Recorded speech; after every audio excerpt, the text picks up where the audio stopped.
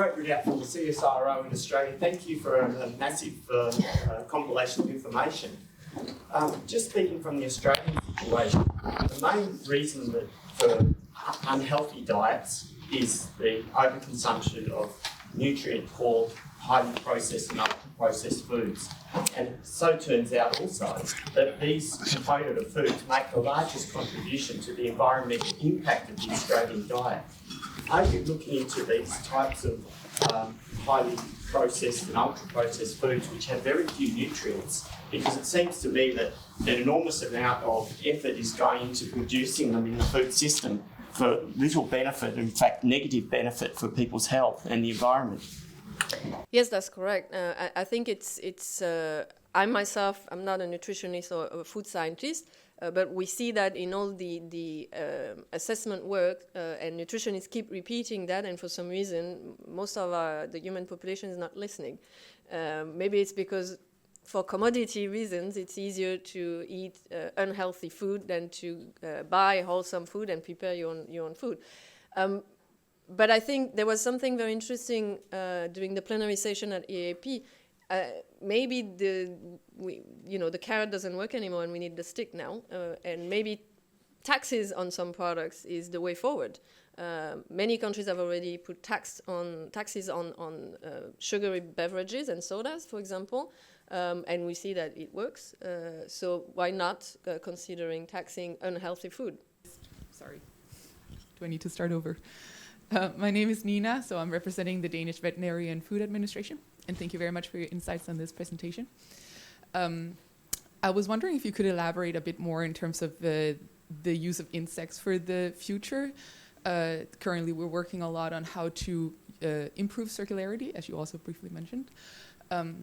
Looking into what we consider waste today, how that can re-enter the feed chain, maybe at first, and then obviously the food chain as well. And we see both a lot of barriers and so on, but I was wondering what you might have of insights here.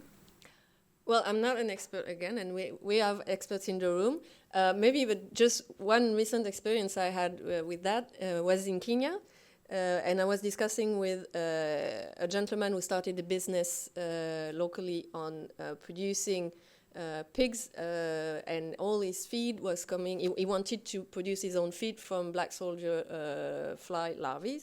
And his problem was to find the substrate, like the food for the insects, because he said it's very hard to find food waste in Nairobi and around because everything is already used.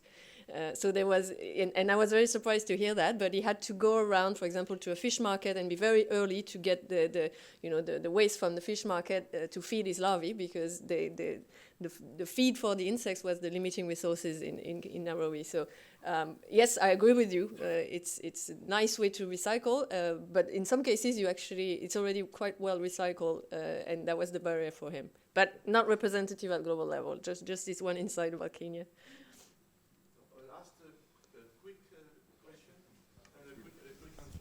Thank you very much for your interesting presentation. I'm Paul Bikker from Wageningen University and Research. You emphasized the importance of reduction of the feed food competition, and I think that mainly addresses the 13% of cereal grains and maybe also the soy, so that maybe 20% of the total volume of feed, but that's mainly feed for pigs and poultry. And on the other hand, you also showed that there is an increasing demand for meat of even 30% in the optimistic scenario. So how do these two match? Are you aware of studies that show, for example, how much pig and poultry products we can produce if we would optimally base that on low opportunity cost feed? And my feeling is that we then should drastically reduce the intake of pig and poultry products. I think most of the studies that look at that, they do indeed conclude that at global level we should reduce, and that will allow some regions to increase, and we should switch the composition in terms of meat from less from monogastric and more from ruminants. That's also the conclusion I saw in most of the studies that look at that. Well, in European countries or Northern American countries, what we see is that the consumption of poultry is increasing while the rest is decreasing. So I think there's a potential here to switch. In low-income countries, particularly in Sub-Saharan Africa or South Asia, I think the increase has to come from all sectors.